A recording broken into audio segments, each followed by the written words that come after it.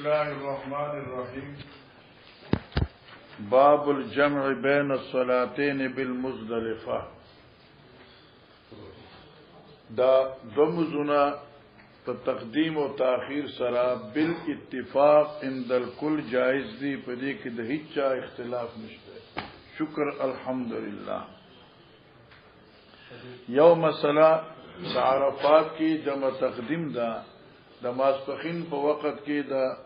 مازګر مزمخ کې کول دي. وقد مر التفصيل قبل ذلك. او دې کې جمع په مزدلفه کې دې ته جمع تاخير وي چې ما خاموز اب رستوکای بالکل اجازت نشته چې په وخت یو کې د مزدلفه نه بار بار بلکې منان عرفات او مزدلفه تزي او الصلاه قدامک وي چې څوک کې مزدلفه تور رسیدي نو بیا به الته کې د ماخام او د ماستر موز یو ځای کوي او طریقه به څنګه نو دیم باب کې ذکر کیږي. قربان ابي قال حدثنا عبد الله بن بكر ربنا مالك بن عن موسى بن عقبه عن قريب بن مسامه بن زيد انه سمع يقول دفع رسول الله صلى الله عليه وسلم من عرفه فنزل الشيب بارا ثم توضا ولم يسبق الوضوء فقلت له الصلاه قال الصلاه امامك فجاء المدرك فتوضا فاصبح ثم اقيمت الصلاه فصلى المغرب ثم نام كل انسان بعيره في منزله ثم اقيمت الصلاه فصلى ولم يصلي بينهما. ګوره دا حدیث کومه کې ویل دفع رسول الله من عرفه حضرت عرفه نراغه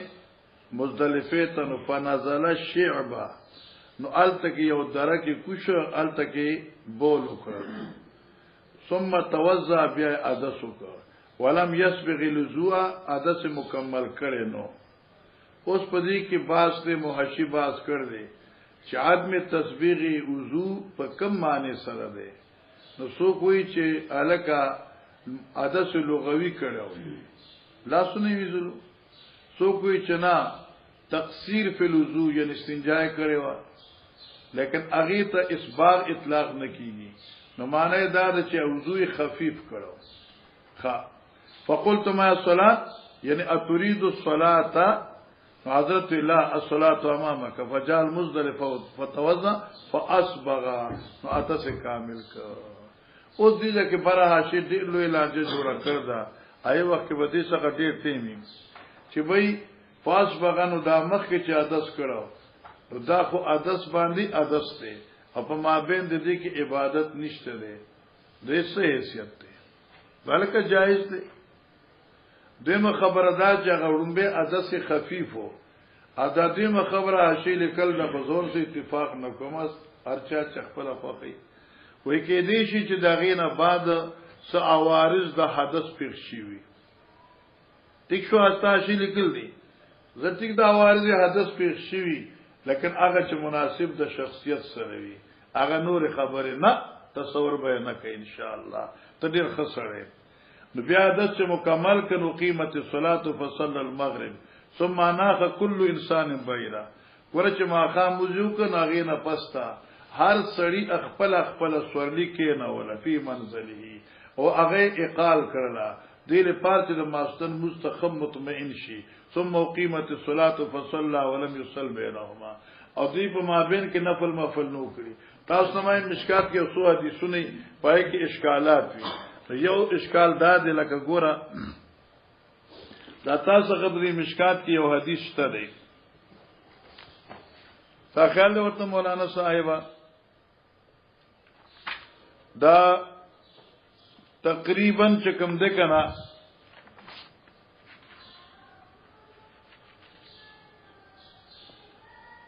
اللہ دا 230 صفحہ دا الفضل الثالث عن یعقوب ابن عاصم ابن عروان انه سمع شریدا یقول افضت مع رسول الله صلی الله علیه وسلم عرفات مزدلفه تراغلم فما مست قدماه الارض حتى اتى جمعا د پیغمبر علی السلام اخفی پزمکه نیوی لګیدلې تر دې چې مزدلفه ته راو رسیدا او دا د ابو داود حدیث دی او مشکات کې چونکه موږ خو د مشکاتیان خلک ان په مشکات کې دازه بیا ډیر مشکل وي چې ما مست قدماه التوی قدمونه زمکه ته نور رسیدلې دلته کوشو بول کړو او دریته وادي ته نشو دغه جواب داد لکه ما تاسو مخ کې ویلو چې ما مسد قدما کې نفي ده سفری ماشی ده چې حضرت پیادل سفر بالکل نه کړي چې څومره سفر نو ټول په سورلای کړي او دا نزول او بول دا سو په سفر کې نه حسابي لکه چې ما مثال د احمد ور کړو چې د مردان د دې په لار کې قاسم کړي کې الته کوشیو کباب خوري بیا زی د دې دا معنی نه چې د پیادل تلو مثلا حل ان شاء الله مخکې دا اتفاقی مسله د ګوره چې طواف د مزدلفه کې تبه د ماخام او د ماستن مز یو ځای کوي د ماخام او د ماستن په مابین کې نفل نشته یعنی سنت مؤکده نشته یو خدا چې ته مسافر دیم د پیغمبر علی السلام نه منقول ندی او دی لپاره بین سطور لیکلي دي کې چرچا بین الصلاتین نفل اکرل نغی تبا جمع کون کې نه ویل کیږي نفل نشته ده مخ کې ده ابي قال حدثنا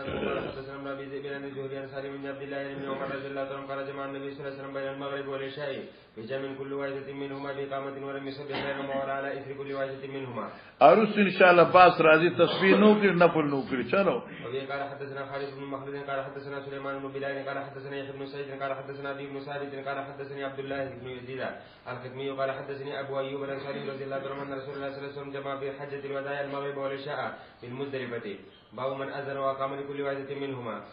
ګور علماء کرام دا یو مسأله اختلافي ده اذن واقام لكل واحد منهما باب دې په بیان د دې خبري چې لکه په مزدلفه کې چې ماخام او ماسوتن یو کوي نو آیا دوم زونه دي نو اذانین او اقامتین وي یا یو اذان او اقامتین وي یا یو اذان او یو اقامت وي پدې کې زموږ د حاشی څو اتم مسالک بلکې شپږ ذکر کړی دي چونکه د وزګار زمانہ پوښي ان بهرحال قول اول خودی دا ذکر کړ دي چې بس اذان نشته ده ځکه اذان د غایبین او د ټول حاضر دي البته هر یو مزد لپاره مستقل اقامت ده او قول اول دا ده چې امام شافعی رحم الله چې کوم د مسلک لحاظ سره امام شافعی سے فرمایي چې یو اذان وکي اور اقامت بهر واحد لوکي بس دا امام شافعی سے مسلک ده احناف وی چې یو اذان وکي او یو اقامت وکي بس ماقامز وکي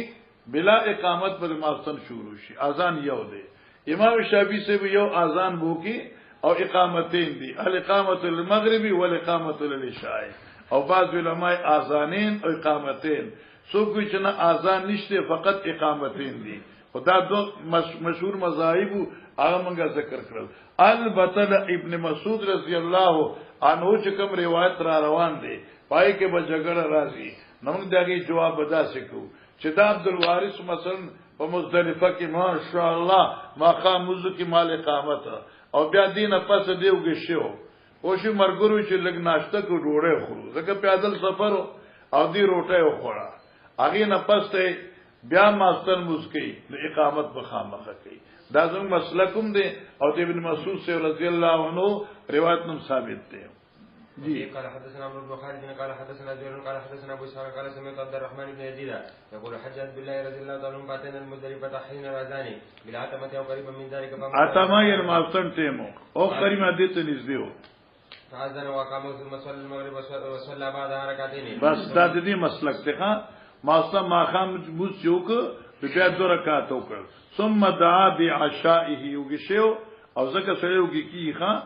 بیا ماخام یعنی ډوډۍ راوغه فتعشى نو روټه وخړله ثم امر بیا حکم کو راوی اورا زدا ګمان کوما چې فاذنا یعنی امر رجل فاذنا واقام اقامت کو منګم د دې قائل یو چې بین الصلاتین وقف راشی فصل راشی اقامت په بیا کوي واقام اقامت کو قال عمرو بن خالد وی ولا عالم الشك الا من زهير دا امر رجل وغيره دا شک د زهير نه دی ثم صلي شارکاتین فلما طلع الفجر چکل احکار شسار قال وی ان النبي صلى الله عليه وسلم كان لا يصلي الساعه الا هذه الصلاه في هذا المكان من هذا اليوم ګور مولانا صاحب دا حدیث په جیب کې کېده عبد الله بن مسعود چې مزدلفه کې سار کا نو سبا راو خطا چې سبا راوخته نی وخت فجر یقیني شو. عبد الله بن مسعود وی نبی علیہ السلام هر موږ په ټیم کې کړل بیٹے میں نه ده کړي لیکن دلته په غلس کې کړو او د دې پورې خاص دي. سبا خاتون نرستوي په غلس کې دلته یې کړل دانه چې سبا خاتون مخې کړل لکه وخت داخل نه دسګه وخت کړي. نو دې لپاره حضرت عبد الله بن مسعود سے فرمائے دا وقت کې دورتا وی قال ان النبي صلی الله علیه وسلم کان لا يصلي هذه الساعه مزبنه کو په دې ټیم الا هذه الصلاه مگر دا د سار مز فی هذا المکان په دې مزدلفه کې من هذا اليوم پوښکنا هغه کوم یوم هغه د 10 تاریخ سره نه مزه. قال عبد الله وی ابن مسعود ما صلاتان دا دو مزونه دي تحولان عن وقتها چې دا خپل وخت نه اړول شي دي. کم یو صلاه المغرب قضائک بعد ما یات الناس المزدلفه اول فجر حين یبزغ الفجر ما خامی درتوی چرستو کا او سار په مزدلفه کې چې پړق سبا وي یعنی یقیني اخکارشی سبا سار مزبکه او بیا ورایت النبي صلی الله علیه وسلم یفعلوه اصلا شو مخکدا باب من قدم ضعف هذه بالانفاق بالمزدلفه ويدون ويقدم اذا غاب قمر. ګورا مولانا صاحب ته دا یو لسم شپې چې سپومې چې سوه کې پټش غایب شي. مسأله دا چې په مزدلفه کې مبیت څه حیثیت ده مسأله رسول روانه ده ستادي حاشی بر مزدار ټیټ ذکر کړی دا پوښوي چې د مزدلفه د مبیت څه حکم دی. امام مالک وی سنت دی. امام شافعی علیه رحمت او دیاری بعض یو قول دی چې دا رکن دی لکه فرض دی رکن دی. احناف رحم الله فرمایي المبیت فی المزدلفه واجب دی. سو کوئی مبیت واجب نه دی وقوف واجب دی. او دا خبره ډیره خسته ده ځکه چې موږ ته پته ده چې موږ اجونه کړی دی الحمدلله. بس اوقات داسي چې رشي سره د عرفات نه روان شي چې مزدلفه ته رارسي د سار بانګونو ټیوي دمر شدید قسم رشي یا جته گاڑی اون خړي روډ بالکل بلاک شي دلته چې راځي نه بیا سار ټیوي او بعد دای چې موسن لا بانګونی چې مزدلفه کې ناسي د خیره سره او دې کې پیادل ځوانان چې نظر رسی نو دې لپاره علما چې وقوف چې کم دنو دا واجب دی او د وقوف ټیم چې کم دی سبا خاتون نرستو دی چې سبا وخیږي او ته به وقوف وکې او بیا به چې کم دی منا شریف ته روان شي. البته کې ته مزدلفه ته مخ کې راځي او تاسو سره ماشومان دي او زنانی دي او ته چې دوی د رش نه ځان بچ کی او منا سلار شي نو څه حیثیت ته د دې باب کې امام بخاری داخلي چې ضعفا بوډاګانی او ماشومان دوی په مزدلفه کې د سقوط القمر نرست راتلی شي منا ته. اوس دې کې باس یاد کا امام شافعی علیہ رحمت فرمائی پوشی د نصف آخر نا سبا صادق نا مخ کی نصف آخر نا رستو نصف اللیل نا رستو یو سره جمرۃ العقبہ وی نو صحیح ده. امام مالک سے وی چې نا سبا صادق چې سو نی خطلې جمرۃ العقبہ نشي وشته. احناف وی چې نا طلوع شمس نشي خطل ٹھیک شو دا زموږ مسلک دی. اوس چونکه مالکیانم ډیری شوافیم ډیری نو حج په موسم کې دا پته نه لګي چې جمرات ته سو اخلاړي نو بس وشتل درزاري خيږي ونه شوي. نو دې لپاره موږ مسلک یاد کا چې منانا د مزدلفینا ماشومان بوډاګان زنانه درانه خلق مخ کې راشي راتلی شي حدود جمرۃ العقبہ سره ډیره کی او چې سو کې نروخت مشورو بکی. اما عندنا واما عند مالک بعد الفجر انصف الاخر نرسو شافعی سے وی چوشته شي. باب من قدم ضعف علی بلیل باب د بیان دغه چا مخ کې ولې ګره ماشومان د خپل خاندان کمزوري خلک د خاندان د شپې نو فیقفون بالمزدلفه مزدلفه کې دوی وقوف کی ويدون دعاګان غواړي ويقدم او منا تراشی کله اذا غاب القمر چې په مېدا یو رسمې شپې ډوب شي. جی وبه قال حدثنا يحيى بن بكير قال حدثنا ليس عن يونس عن ابن شهاب قال سالم وقال وكان عبد الله بن عمر رضي الله عنه يقدم ضعفتان فيقفون عند المشهد الحرام بالمزدلفة بليل فيذكرون الله ما بدا لهم ثم يرجعون قبل ان يقف الامام وقبل ان يدفع ګوره کنه ٹھیک شو فیقفون عند المشهد الحرام دا مشهد حرام یو نری غونه غر دی د جبل قزح ته نزیات یو جمعه جوړ دی او په پورا کال کې یو ورځ کولاویږي اصل لار چې موږ عمرې لزو آی خوانه تیریګو تعالی ورته لګیدلی او بیا نو کرانی روزانه صفا کې بیا ته تعالی لګیدلی فیذکرون الله ما بدا لهم چې څومره الله ول توفیق ورکړي ثم يرجون قبل ان يقف الامام بیا به واپس شي مخکې د وقوف د امام نه او قبل ان يدفع او مخکې دراتو د امام نه امام خو برازي سارموز به مزدلفه کې کوي او چرانا خورش نه بیا برازي وکان ابن عمر یقول ارخص فی اولئک ٹھیک شو ها فمن من يقدم منا لصلاه الفجر ومن من يقدم بعد ذلك مزن مخکی او سوق مزدرستو فاذا قدموا رمل الجمره چرالن جمره بولی ابرزم عاشل کړی دي چندنا قبل طلوع الشمسته کني ګډ به لازم شي وکان من یقول ارخص فی اولئک رسول الله صلی الله علیه وسلم فذی ضعیفان ما شمان مبارک حضرت اجازت کرے دے قال حدثنا سليمان بن حرب قال حدثنا حماد بن زيد عن ايوب عن كرمه عن ابن عباس رضي الله عنه قال بعث النبي صلى الله عليه وسلم من جمع بليل یعنی اکرمه ابن عباس ز نبی علیہ السلام را لګلو ما د مزدلفین شپې ولې خو نابالغ کنه ما شومان کو چلو قال حدثنا سفيان قال اخبرني عبيد الله بن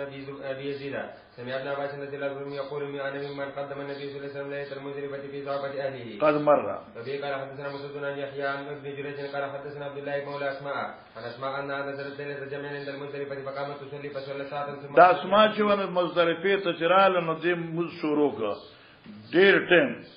ثم قال یا بني هل غاب القمر معلومی چې نظر کامو بچی اس په مې غائب شوی نه نو فصلت بیا مزونه کول ثم قال یا بني هل غاب القمر قلت نعم قال فرتهلوا زي چیزو فرتهلنا موږ روان شو مناتا فمزينا حتى رمت الجمره جمره عقبه وشتر سوار نمخ کې ثم رجعت فصلت الصبح بیا مزوک فی منزل خپل ځای کې فقلت لا ما يا انت اے بزرگی زمانہ کو اے سادی اے بزرگی اصل کی یا ہنتا دا یا ہنتا اطلاق سے کم دے بی بی بانے کی زنانے بانے اے بی بی اے بزرگی ما اورانا الا قد غلسنا زغ گمان نکم مگر دا چمنگ خودیر دا وقتی تیری کی جمر وشتا بی بنیا ان رسول اللہ صلی اللہ علیہ وسلم اذن للظون حضرت بوډاګان خود دې پر اجازت ورکړو زم بوډای مکنمات سخکاری نه کمزور شي سبحان الله کومنګ وی چې مزدلفه پر خودی شي خو جمری کی تقدیم ان طلوع نشته دی جی طلوع شمس حدثنا محمد بن كثير قال عن سفيان قال حدثنا عبد الله قال حدثنا عبد الرحمن بن القاسم بن القاسم عن عائشة رضي الله عنها قالت استأذن سوده النبي صلى الله عليه وسلم ليلة جمع وكانت سكينة سبتة فاجنا لها ګوره دا سوده رضی الله عنها چې وا د نبی رسول الله بیبي وا یا بوډای وا یا لک بدن نه درنوا نو دا داسې بطیئه تسرعا وا یعنی سمانه تیز نشورات لې د حضرت توی کی جی دا تاسو رغ ټول تکړه خلق دی او کې زبدوی سره بیا دې نشم مینا پوری نو کې ته ما ته اجازه را کې تاسو مزدلفه کې او زه تاسو نه لګ مخ کې مینا تلاړ شوه حضرت الله نشه حضرت عاشی وی چې سوه کې سعودي اجازه وته پر روایت کرا دي مال قار راغی هم سره بدی کنه سره مخ کې دي او چې سار موږ روان شو غډي رشو ټیل نو اټیل چې مې وکړم او چې سعودي سره زم تر بیا باندې راخوا ناغه ته اشاره ده استاذن سعودت النبي صلی الله علیه وسلم ليله جامع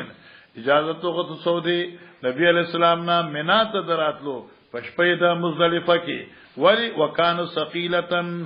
سبطتن یا سبطتن او دا درنا سوس رفتاره لکه چې سړی درونی کنه د چا پشان د بیاغه په تیز نشیدلې نفاذن الان اجازت ولا ورکا ودي قال حدثنا ابو نعيم قال حدثنا ابلغ بن حميد بن القاسم بن محمد بن عائشة رضي الله تعالى عنهم قال نزلنا المزدلفة فاستأذنت النبي صلى الله عليه وسلم سودة ان تدفع قبل ختمة الناس مخکې د ټیل د خلقونه ازدحام ختمه ازدحام ټیل د خلقونه وکان امراتن بتیاتن الته ثابتتن او دلته بتیاتن سوس رفتار وا فاذن لها فدفات قبل حتمه الناس درا لمخدا تیل د خلقنا وقمنا موږ پاتې شو حتا اصبحنا چې موږ مزدلفه کې سار کړ نحنو موږ ثم دفعنا بدفع بدفعه بیا موږ روان شو پر روانې دود حضرت صاحب اوس داوی فلان اكونا استاذنتو عاشوی کې پس کې چرويزه چې اجازه می غوښته وې د نبی علی السلام نه کما استاذن سودتو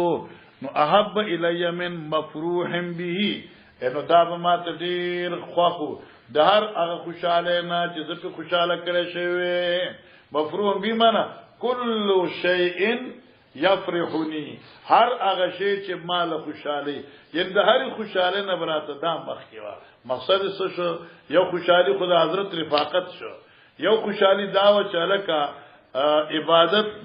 په طریقې مسنونی او شی په مزدلفه کې وقوف شپتی رشي خو چې ټیل ته نو قتل نه ما چې سعودي سره تل نه خبره جی باب متى يصلي الفجر بجمع باب دې په بیان دي چې لکه د مزدلفي په شپې به مستم کوي نو ما تاسو وی خدای امام بخاری دا دغه مقام دی د هرې مسلې له مستقل باب راوړي اهتمام ته اشاره کوي حاصل دا چې د ما سار موز په مزدلفه کې صرف چې تحقق شي چې سبا خطلې دي نو بس تکول شي او تاخير به پکې نه کوي جی ابي قال حدثنا عمر بن حفص بن غياث قال حدثنا ابي قال اخبرنا الاعمش قال حدثني عمر بن عبد الرحمن عن عبد الله قال ما رايت النبي صلى الله عليه وسلم صلى صلاه غير ميقات الا صلاتين جماع بين مانو دي نبی علیہ السلام چې مز کړه یو مز بغیر د وخت مزنا پوښګنا سوا د مزدلفینا مغرب و عشاء وصل الفجر قبل ميقاتها جی قال حدثنا عبد الله بن رجاء قال حدثنا اسرائيل بن ابي اسحاق عن عبد الرحمن بن يزيد قال خرجت مع عبد الله الى مكه ثم قدمنا جمعا فصلى في رالو من عبد الله بن مسعود سره مکه ته ثم قدمنا جمعا مزدلفه ترالو فصلى صلاتين كل صلاه وحدها هر مزان لبي اذان و اقامه والعشاء بينهما والعشاء بينهما اسشا جوړی کنا نو ما خام او ما سنه وکړو لیکن پمنس کی روټه خورلې وا ثم صلى الفجر حين طلع الفجر تیشو کنا قال يقول یعنی دا سه ټیم کې چې یو وین کې بوي معنی دا ده چې دی وخت په باره کې فیصله کوله کم وخت کې موږ کړو الکه دا سه موږ وخت کې چاوي چلکا موزي په طریقو کا نوم صحیح وا او کې چاوي چې نموزي پرانا کې نوم صحیح ده لکه قائل يقول طلع الفجر وقال يقول لم يطلع الفجر الکه تحقق خوشي وو بیا لکه ډیرو خلکو چې به تیری ته قتل وی بالک لا سبان دې قتل موضوع شو او چا به نه لکه سبا قتل دې لکه دا چې ټیم بالکل رومبي وخت کې حجی ثم قال ان رسول الله صلی الله علیه وسلم قال ان اتينا صلاتين حولت عن وقتها اما دا د مزون د خپل وخت نه واړول شو في هذا المكان المزدلفه کې المغرب والعشاء فلا يقدم الناس جمعا نذرازی خلق مزدلفه تا حتا یوتمو چې ما خام شي تیار شي وصلاه الفجر هذه الساعه ديتم ثم وقفا بیا حضرت دلته ادرید حتا اسفر ترځي چې خرنا شو ثم قال بیا فرمای لو ان امیر المؤمنین عبد الله بن مسعود چونکی دی وخت راعیاو کیو عثمان ابن عفان امیرو دی طالبان توی الکه اوس قرانا شو یره کې دی وخت اوس امیر المؤمنین چې زو دا بډې راخی ځکه علما ټول د امیر تابع کنا نو زو نو خبري لای دا خبره نو اخلاص کړی چې عثمان طرف نه اعلان شو رضی الله عنه زې چې زو مناتا سبحان الله ټول لوی عالمانو کنا ثم قال ابن مسعود لو ان امیر المؤمنین افاض الان اصاب السنه کاش کې چره امیر المؤمنین روان شي مزدلفین منات اوس نو دیو په سنت عملو کی نو فمادری نو زنیم خبر راوی اقولو کان اسرا اقول ابن مسعود دا اسراو ام د عثمان یا اعلان پتلو د عثمان سیب تیشوا فلم یزل یلبی تلبیه ویلا حتی رما جمرت العقبه یوم النهر حاجی صاحب چې په ومه ترویح باندې احرام وتړي او تلبیه شروع کی دا تلبیه به وای تر دې چې جمرۃ العقبه لراشي چې دل تراغه نو بس جمره به موقوف کی او یو بسم الله الله اکبر او بیا به هر کټ سره الله اکبر وای او نور بیا خلکو نن سوا د درودونو کې دعاګان دي والله علم جزاء نه جوړ کړی نغیب رغمن للشیطان ورزن للرحمن دا به مو مداخله بیا ټول عرب دا غسوی دي خوان کې بسم الله الله اکبر رزن للرحمن ورغما للشیطان قربان دتانا با متاوی فهم جمع بیا خبره ده الک شفق مزدلفه کې 13 کې د جمع مزدلفین به سو اخراجي نو ګوره دلته کې د زمانی د جاهلیت د یو رسم ابطال کړي او تاسو ما خبره کړې و منګم حج ته د یو ځل چې منګه سار روان شو وقوف منګو کې روان شو مزدلفی او د مینا په منځ کې خلک دي سار دي الکه سوجدا وی عرب مخ کې ولاړ دي او دای زرانه وی اشرق صبیر پوښګنا یا اشرق صبیر ما چې صبیر ما سوپر نور نی لګیدلی نو مخ کې بنا ځای یا الله وسوق اوس مخ کې وتلم نشته ما مرګورو ته ما چې د عرب دي خودی په مطلب پوه نشو اشرق صبیر دا زمانی جاهلیت आवाजو زمانی جاهلیت کې وجه حال زاله سوپر چې صبیر په غرب باندې با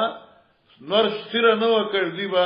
مزدلفه نه پر خدا او دا صبیر چې کوم دی کنه دا د مزدلفي اخري غر دی او خدنګ دی اوس په ټریکه هم دا ما تخکاری او ټریکه ده پوه شئ نو چې دا اشرق صبیر معنا رڼا کنه صبیر نور دی پتا اولګي ما تاسو د جاهلیت خبره وا او دې اوس بیا تازه کړم دې په پوښیوي نه دي اګورا حدیث توکه دا سمیت عمر ابن میمون یقول شهید عمر صلی بجمع الصبح سار مذوق ثم وقف مشر حرام کې ولاړو فقال وی ان المشرکین مشرکان چې دي کانوا لا یفیزون وی اغي چې مزدلفه نه پریږي دي حتا تطلع الشمس چنور اوخیږي ويقولون ادوی اشرق صبیر معنا اخکارا کنور اے صبیرا تو دا جبل صبیر دی وان نبی صلی الله علیه وسلم مخالفم حضرت دی مخالفت کرو معنا حضرت د اشراق نه مخکي مزدلفه نه وته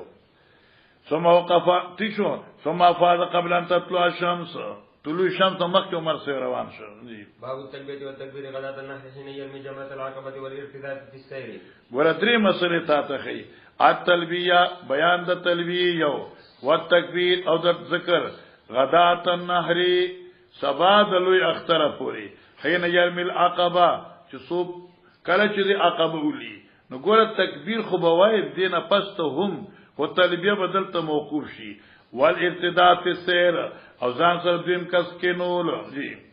وبه قال حدثنا ابو عاصم بن زحاك بن مخلد قال حدثنا مجاهد عن عطاء بن عباس ان النبي صلى الله عليه وسلم عرف الفجر فاخبر الفجر انه لم يزل يلبي حتى رمى الجمره وبه قال حدثنا زهير بن حرب حدثنا وابن مجرد قال حدثنا ابي عن يونس الايلي عن زهري عن عبيد الله بن عبد الله بن عباس رضي الله عنه انه اسامه كان رفق النبي صلى الله عليه وسلم من عرفه الى المزدلفه ثم عرف الفجر من المزدلفه الى منى قال فكلاهما قال لم يزل النبي صلى الله عليه وسلم يلبي حتى رمى جمره العقبه باب فمن تمتع بالعمره الى الحج فما استيسر من الهدي الى قوله حاضر المسجد الحرام ګوره دا مسله منګه مخ کې ویل دا لکه بعد خلق عمر سے بم دا وی اوس نور تفصیل عمر روان دي چې ایام د حج کې واغې عمره قائل نو او هغه ابن عباس ابن چې ابو جمره تاسو کو ابن عباس چې ټیک تا تمتع عمره کیږي او ایام د حج کې آی زمانی جاهلیت نظریه وا هغه پیغمبر علیه السلام ختمه کړی دا او بیا ابو جمره چې خوب لیدلو هغه ذکر لري وبي قال حدثنا ساق بن منصور قال اخبرنا النضر بن شميل قال اخبرنا شعبة قال اخبرنا ابو جمره وصال ابن عباس المتعه ما تاسو ابن عباس نا د متعه د حج فمن تمتع حدیث کې چې متعه راشي ناب مقید کوي ها پس سره متعه د حج سردانو چې متعه بیا متعه النساء نو وسوکم فامرنی بها نو ماته اجازه راکړ واساتون الذی ماته تاسو کله قربانه چې زه چې عمره کومه او بیا حج کوم نو صبح کوما فقال فيها جزور نو بده کې خلالیږي بقره لالیږي شاته لالیږي او شرکن فی دمن یاش اس برخدا په وینا کې سمانا الکا اوخ دو کسان لالیږي بقره دو نه لالیږي شاته یونا نو کې شاته لاله جو یو شو او کې چا سره پوخ کې شریک کیږي او کې غوا کې شریک کیږي نو سامر زیدا قال دی وکأن ناس کریو ویا کې خلقو بدګنل لکم عمر سیبمو یعنی پدی ایام د حج کې عمره تمتو بدګنلا فنم تو دو شما فریتو فی المنام کان انسان ینادی لکه یو سره ماته आवाज کی حج مبرور و متعه متقبلا الله دستا حج قبول کی دا حج استا مبرور دے او تمتو چرا دا مقبوله ده فاتحه ابن عباس فحدثتو فقال الله اکبر خوشاله نه سنت بالقاسم صلی الله علیه وسلم وقال ادم وواب ابن جرير وغندر عن شعبة عمره متقبله وحج مبرور جی بس ګوره قجیرا او مزیدار مسأله دا چې رکوب البدنا اوخه چې ته قربانای لزان سره یوړې نو پاغي سولی جایز دو کې جایز نه ده نو امام شافعی سے وی عند ضرورت جائز ده امام ابو حنیفه سے وی عند الاضطرار جائز ده او بغیر د دینه جائز نه ده خو شی یو دی او هغه ضرورت مانه چې نفس استړی شي امام سے وی چې مستر شي ورته سفر نشي کوله خو شی یو دی خو بهر حال الفاظ دي ایوی عند ضروره امام سے وی عند الاضطرار د دې رکوع جائز دی اور امام احمد رحم الله فرمایي چالکه کې ضرورت تینی پخپل اتلی شي د بیا بنسوريږي او احترام بکې دي لقولی تعالی والبدنا جعلنا لكم من شعائر الله دا غټ بدن او خچدا دا مونږ ګرځول پارستاسو الله د دین د یادګارونو یو عظیم یادګار لکم فیا خیر تاسو په دې کې فائدې دي نو خیر خدا دې چې هند ضرورت په سورلیو کې خیر دا دې چې او خوي انو پیدل پکاري په ولشه چې ته تو پوکا فذكر اسم الله علیها صواف په دې حال کې چې ولاړوي فذا وجبت جنوبها کله چې ورزي اړخونه دودي نو الى رضا و الى قول بشر المحسنين قال مجاهد سميت البدن اوس دې بدنه ته بدنه ولي وي ویل بدنها لوجد غټوالی د بدن نو بدنه ته بدنه زکوي چې بدن ډیر غټي پونه شي اما تاسو کې یو ځل می درس کیلو یو چره روانو نو چرته اوخراغه یو واقعي شخص چې بدن دی وګور څومره غټ بدن دی پونه شي دا بدن دی خام القانیا السائل ورکا قانی تو سوال کرتا والموتر چې تاریخ کوي موتر پینے تاریخ کے ان کے الذی یاتر بالبدن پوښ کنا چې تاریخ کوي په وخت دوخ من غنیین کی وی او فقیر لکه اوخه د لاله کړه تا ته یې لکه دا خو خسر بده دا غوخه به ډیر زر پخې د ډاډي ضرورت ورته نشته کنه حاضر مزدار ته به راشه اوسه یار دای پوښ کنا وشاعر الله استعظام البدن و استحسانها شاعر کی اشاره ده تعظیم د بدنه ده د الله مل مستیا کی ده ولتیق البیت العتیق زور کور یا موتق په معنی سره ده مخلوق د تسلط نه آزاد ده امام بخاری د موتق معنی کوي العتیق اتقوا من الجبابره الله تسلط ظالمان نه محفوظ ساتل ده یقال وجبت اذا وجبت جنوبها ترجمه کی سقطت الى الارض چې پزما کراو ورتيږي دارو سره روانه د مسأله چې د اوخي د اوخ نهر دی خدا قیامت دی او کې بروکن دی نو امام ابو حنیفه سے وی چې بروکن دی کینو کنه او بیا علاکا قبله طرف ته کینو بروکن دی او نور ائمه حضرات وی چې قیامت دی څنګه چې قران کې ثواب را روان دي جناب محترم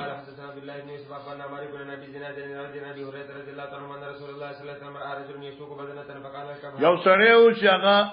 او خیروانه کړی و او کمزور او پکېت لې نشو ور سره نو ارکبا سور شکنه وینا بدنتون جیدا خو بدنه ده یعنی ملمه ده د قرباني شیر ورکبها وینا بدا ورکبها ویلک فی الثانیه و فی الثانیه ونیک بخت او سور شو کنه زدرته مجي وبه قال حدثنا مسلم بن ابراهيم قال حدثنا هشام بن شعبة قال حدثنا قتادة عن انس ان النبي صلى الله عليه وسلم راى رجلا يسوق بدنه فقال اركبها قال انها بدنه اركبها انها بدنه بیا اقاديس چلو اركبها قال انها بدنه قال اركبها ثلاثا باب من ساق البدن معه بس ګورا مولانا سیداد اسمنګه مخ کې ویل یو سړی کې د عمرې نیت تړلې وي او څوک د حج ځان سره کړی وي د دې حکم په منځره د قران دی او دې هغه پوری نشي حلال دي چې څو پوری حج نه کړي او طواف زیارت او سعی نه کړي انور حدیث ورپسې شه قال حدثنا ليس انه قال ابن شهاب بن سالم بن عبد الله ان ابن عمر رضي الله عنه قال تمتع رسول الله صلى الله عليه وسلم في حجة الوداع بالعمرة الى الحج واهدى فساق معه الهدي من ذي الحليفة وبدأ رسول الله صلى الله عليه وسلم فأهل بالعمرة ثم أهل بالحج فتمتع الناس مع النبي صلى الله عليه وسلم بالعمرة الى الحج فكان من الناس من اهدى فساق الهدي ومنهم من لم يهد فلما قدم النبي صلى الله عليه وسلم مكة قال الناس من كان منكم أهدى فإنه لا يحل من شيء حرم منه حتى يجزي حجه من لم يكن منكم أهدى فليسك بالبيت وبالصفا والمروة ويقصر وليحلل ثم يهل بالحج فمن لم يجد هديا فليصم 3 أيام في الحج و7 إذا بدا إلى أهله فطاف حين قدم مكة واستلم الركن أول شيء ثم خبأ 3 أطواف ومشى 4 فكان حين قضى طوافه بالبيت عند المقام ركعتين ثم سلم فانصرف ففات الصفا فطاف بالصفا والمروة 7 أطواف ثم لم يحل من شيء حرم منه حتى قضى حجه ونهر هديه يوم النهر وفاز فطاف بالبيت ثم حل من كل شيء حرم منه وفعل مثل ما فعل رسول الله صلى الله عليه وسلم من أهدى وساق الهدي من الناس وعن عروة أن عائشة رضي الله تعالى عنه أخبرتها النبي صلى الله عليه وسلم في تمتعه بالعمرة للحج فتمتع الناس معه بمثل الذي أخبرني سالم عن ابن عمر عن رسول الله صلى الله عليه وسلم. بس دې حدیث کې لکه د حج پورا مسله ذکر شو نور خدمت راو چلو باب من اشترى الحج من الطريق. اوس ګوره مولانا صاحبہ دې ځکه امام بخاری داخل کو ساجي صاحب دې او عبد الوارث دې او دې د وسان حج روان دي نو باجوي چې د حاجی صاحب چې کم دین روانيږي دلته منډه دغه دین وزن سره هدیه اخلي امام بخاری وی چې نه هدیه چې کم دین واغسته شو لکه ابن عمر صاحب د قدید نه یا د قدید نه غسته و نو کې دلته لاړ شي او د کراچۍ کې منډه وی التنوالی بیازي هم جایز ده. وبه قال حدثنا ابن نعمان قال حدثنا حماد بن ايوب عن نافع قال قال عبد الله بن عمر لابي اقيم فاني لا امنها ان تصد من البيت عن البيت. هغه حدیث ده کنه عبد الله ابن عمر حالت زوی ورته چې دا حالت د امن نه ده او تاسو مزه هغه ماته پیغمبر طریقه معلومه ده چې کوم ځکه محصول شما نو ادیه بولېګه مهران نه فارغ شما جی قال اذا فرق ما فعل رسول الله صلى الله عليه وسلم وقال لقد كان لكم في رسول الله اسوه حسنه فانا اشهدكم اني قد اوجبت على نفسي العمره فهل بالعمره قال ثم خرج حتى اذا كان بالبيداء اهل بالحج والعمره وقال ما شان الحج والعمره الا واحد ثم اشترى الهدي من قديد ثم قدم مكه فطاف لهما طوافا واحدا فلم يحلها فطاف لهما طواف واحدا خبره یعنی آخر کی یو طواف کړو لپاره د تحلیل فلم يحلها حتى حل منهما جميعا بی احل منهما جميعا معنی دا شو چې عمره او حج دواړه وکړه جی فمن اشرع قلد بذل الحليفه ثم حرم قال فان كان اليوم اذا عاد من المدينه قلد وبشر بذل الحليفه يكون في شق سنان الايمن بالشكر وهو جاء قبل القبله باركه. ګوره علماء کرام توجه کوه دې ځنا امام بخاری اشعار ثابتې اشعار د شعر نه دی شعر نه مراد دی وخت زخمی کوله دا مسله دا موږ د اشعار قائل یو تاسو به هدايوي لوی فقهای چې هدايت نه رشي نه نو امام ابو حنیفه رحم الله د اشعار تمکرو وي خو چې چا هدايوي نشکال نشته نه هغه وی ک اشعار اهل بلده یا اشعار اهل زمانه یو د نفس اشعار یو هغه اشعار دی چې کوم د خلقو عادت ګرځیدلو نو امام ابو حنیفه د اشعار قائل دی او په اشعار کې چې افساد راشي نو د نقصان د بدني قائل نه دی مسله دا و خو بس بعض خلقي ځان مسلې ته نه رسي لکه سوا د حیات او ممات مسلې چې شروع کړي تاسو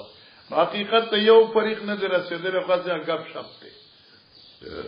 پوښتنه مولانا صاحبہ اراسي اگر شاه خبره چې غب شپ دی او زیچا ځان نه دی رسوله زموږ دی حاشیه یو خبره کړ دا ډیر افسوسناک خبره د ابن حزم نه نقل کړی دا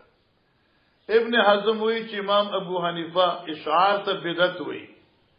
حالانکه دا څنګه عقل دی چې پیغمبر علی السلام اشعار کړی دی یو عمل د پیغمبر نه ثابت دی ورغه ته بدعت ویل دا خو ډیر کم عقلی دا او وغیرہ وغیرہ ماشاء الله عمدۃ القاری ور پسې لګیدل دی وای دا ډیر زیاته بی عقلی دا چې یو سړی د چا په خبرې ځان نه پوي واسه په ور پسې فتوا لګي ماشاء الله د بخانو خلق ډیر خسته لکه اوس ګوره پر دې عشی لیکل قال ابن حزم فی المحلى قال ابو حنیفه یکره الاشار ومسلط دا مسلط حرام دی وقال هذه طامه من طوام العالم ان يكون مسلط شرف على رسول الله اف لكل عقل يتعقب حكم رسول الله صلی الله علیه وسلم افسوس دې په داسې عقل چې د پیغمبر د حکم خلاف کوي ولا نعلم فيها متقدم من السلف قلت هذا صفاحه وقله حياء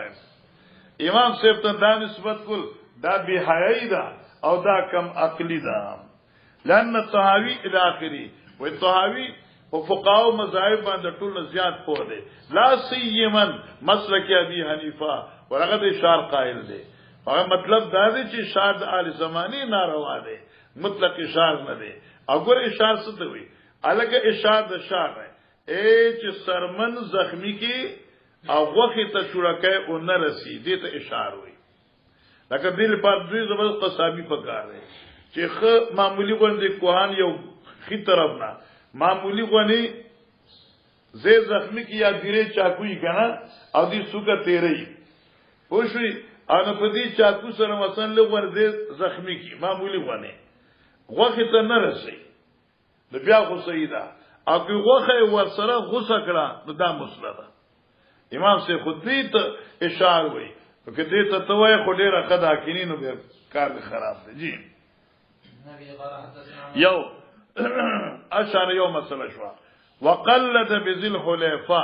حضرت خپل اوخه حلیفی میدان نه خدار کړی و بیا احرام وتړ وقال نافع وكان ابن عمر اذا اهدى من المدینه مدینه بلګل قلد واشر بذل حلیفه څنګه یاتانو فی شق سنامه نو زخم به راويست خي طرف د کوهان الیمن بالشفرتی بچوړکای ووجه قبل قبلت بارکتن او کیبنولا قبله طرف ته بارکتن په دې حال کې چې په زنګونو باندې ناشتا وا نو خو بارکې کنا په داسې مکینولا او بیا په د کوهان خیر طرف معمولی ور زخمی کړ وینه بچو تا ناغبتی او مخلا جی قال حدثنا احمد بن محمد قال اخبرنا عبد الله قال اخبرنا محمد بن زهير عن قاسم بن زبير عن النصر بن مخنمة ومروان قال خرج النبي صلى الله عليه وسلم الحديبية في بضع عشرة مئة من اصحابه حتى اذا كانوا بذل حليفة ذل حليفة تولد قلد النبي صلى الله عليه وسلم جی عن هذه واشعر احمد بن الجوي قال حدثنا ابن نعيم قال حدثنا عبدان عن القاسم عن عائشة رضي الله تعالى عنها قالت فتلت قلائد بدن النبي صلى الله عليه وسلم بيدي فتلت قلائد بدن النبي صلى الله عليه وسلم ما پویلو فتلت مربین پویل د قلائدی د پیغمبر علی السلام د خوان بيدیا فخبل لا سن سرا ثم قلدها واشرها بیا پیغمبر اسلام دا نخي ورتغار تواچولي واشر شعر اوک وحدها اور روان کړي وما حرم علی شن کانو حل له دغه حل له قنوت لکرا نو معنا په خاص زماني جاهلیت کې چې چا به حجه لګلا نو دی به خپل ځان محرم حسابو چا دی به حلال شو دی به احرام ځان فارغ حتی شوی نبی اسلام مدینه نا مکی ته حضرت ابوبکر سره قربانی لګلوي دای اشاره کړو مقلد کړي هم وی لیکن چې څنګه وو دغه سیو احرام نو تړلې جی باب فتل القلائد باب دې بیان د جوړولو اصل دا فتل چې کوم دی نه منګوي ارغړل ته پیژنې پړې جوړول لکه یو پړې داسې تاسو وای غاړل ارغړل اته ورته سویبا غاړل یو شی ده کنه تلانه لري کوته موسو په نه شي کنه ان داسې پوښ کنه او په اردو کې وته بټنا وای بټنا قال قلت يا رسول الله ما شان الناس حلوا ولم تحل انت قال انه حضرت فرمایي لبت راسي ما سر کې وخت کې نولدي وقلت هدي او ما مقلد کړ خپل قربانه ولا احل حتى احل من الحج جی قال حدثنا عبد الله بن يوسف قال حدثنا ليث قال حدثني ابن شهاب عن عروة عن عمرة بنت عبد الرحمن عن عائشة رضي الله تعالى عنها قالت كان رسول الله صلى الله عليه وسلم من المدينة يهدي من المدينة حضرت بقربانی د مدینې نه لګلا فافتلوا قلائدها ما بغړلې ټیک شو دغه اغا قلائدی هدي قلائد هدي د پیغمبر د قربانو اغا انبیلونا ثم لا يجتنب شيء مما يجتنب المحرم جلو باب اشعار البدن وقال اشعار البدن مخراغ خام مخزا سان ها قال عروة عن مسرقة النبي صلى الله عليه وسلم هل هدي واشعر واحرم بعمرته جی قال حدثنا عبد الله بن مسلمة قال أخبرنا عن قاسم عن عائشة رضي الله عنها قالت فتلت غړلې ما قلائد حدیث پیغمبر اسلام جی ثم شرد وخلدها ثم بعث بها الى البيت وقام بالمدينة فما حرم عليه شيء كان له حل باب من قلد القلائد بيده. اوس ګوره مسله دا شو چې حضرت علیه الصلاۃ والسلام قلائد په خپل مغړلې دي سبحان الله او دا ځخون کې کنه بیا په خپل حلال کړی دي سامع بعض وخت دا مطالعه چې سره په خوشي کمره کې کنه او مطالعه کې انقلاب راوړي چې سلو خان حضرت چالال کړ او بیا اعلان وکړ سرمنی تقسیم کړي قلائدی تقسیم کړي غوخه تقسیم کړي الله الله سلو خان چالال کې سمره غوخه وي دته وی شان رحمت للعالمین صلی الله علیه وسلم جی قال حدثنا عبد الله بن يوسف قال أخبرنا مالك عن عبد الله بن أبي بكر عن حازم عن عمرة بنت عبد الرحمن أنها أخبرته أن زياد بن أبي سفيان كتب إلى عائشة أن عبد الله بن عباس قال من أهدى هديا حرم عليه بس داد بعد خلق خبر من أهدى هديا حرم عليه ما يحرم الحاج هغه چا چولې غل یو هدیه حراميږي په دې باندې هغه شی چې په اجانو حراميږي حتا ينحراديو تدې چې هدیه تعالی لشي دا ابن عباس ابن نظریه وا لکه ته حج لنزي عمره لنزي او زه روانه ما اته ما سره یو خپل ته هدیه د بیت الله ولېږي ان تب محرم دلته کې اگر چې پتا باندې ال عمره مکه لنه تللی دا دغه نظریه وا رد کی فقات امرت فقات عاشا ليس كما قال ابن عباس خبر داسي ندا انا فتلت قلائد هدي رسول الله صلی الله علیه وسلم ما غړلې وی اغا قلائدی دوخان د پیغمبر علیہ السلام بيدیا ثم قلد رسول الله صلی الله علیه وسلم بيديه پخپل سنو ثم باص بها ما ابي بیا زما پلار سره ابو بکر صدیق صاحب چې په نهم کال د هجرت حالت حضرت خپل قرباني لګلې وي فلم يحرم على رسول الله صلی الله علیه وسلم شيء احله الله له حتى نهر الهدي یا نوحر الهدي دوار سي چلو باب تقليد الغنم باب دې په بیان د تقلید الغنم ګوره مسله علما کرام او دا خبره چې دا اختلافي ده امام احمد ابن حنبل اور امام شافعی علیہ رحمت یعنی چھوٹے امامان واړه دو امامان امام شافعی او احمد صاحب دوی د تقلید الغنم داسې قائل دي لکه تقلید الابل والبقر بڑے امامان امام ابو حنیفه اور امام مالک صاحب رحم الله دوی وی چې تقلید الغنم جائز نه ده دای وجه دا چې ته دې بيزي ته پاڼه واچي از تقلید خو دې جال القلاده فی القنبل پاڼه مانا واچي او دا به نه خو د بیت الله ته ځکه خلقو به تعرض نه کوي چې ته ګډه وډه بشوا نو خلقو به حرم ته مخکې کوله چا پای بوزا چاته لکه دا کم ځای ته دي په ګوندول پر بوزا دا د حرم اٹک ته دي الکه ته کم ځای پر ځای شاه پورې تب مخکې دي شاه پورې الکه ته کم ځای پر نه را پورې نو دغه څه باغ حرم ته رسول شو ورنه شو مولانا صاحبہ بڑی امامان وای چې چونکه ګډو بيزه چې دا کمزوري دي او دا دمر وګ سفر کې دا قلایدا دا نشو چتولې دا دل پانی تکلیف دی اوس کې یو سړی وی چې لکه پیغمبر علی السلام تقلید الغنم کړی دی نو ته ول انکار کوي داغي جواب بر محاشی ذکر کړی دی چې تقلید الغنم والا روایت بخاری نقل کړی دی لیکن چونکی د دې روایت دا روایت د شاذ قبیله نه ده ځکه د دې روایت په کتابونو کې متعدی موجود نه ده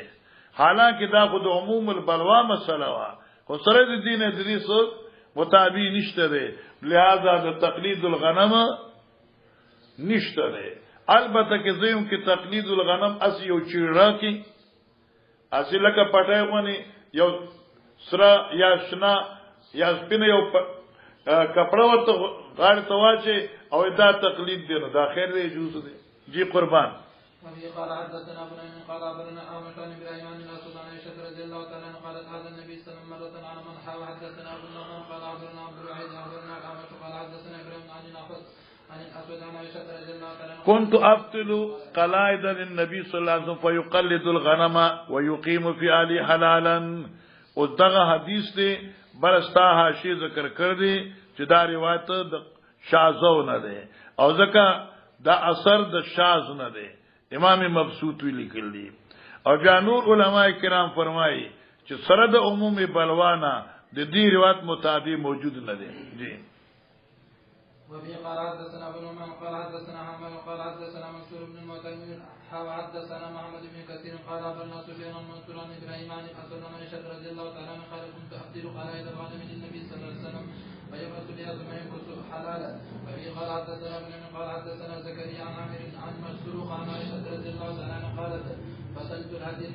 عن النبي صلى الله عليه وسلم فطلت لهدي النبي صلى الله عليه وسلم تاني قلائد قبل ان يحرم ما غړلې سشه منو تکیر ګډ ور شراله دا نظر کم ده کنه یار دا چې ګورم بیا وخت ټیم په تیر شخه زه چې مطالعه کوم ما ځان سره قلمي خي دې ټول باندې بیا راخ کوم قلمونه طبعا تشوا مخدا القلائد من العهن اوس پورې د قلائد ذکرو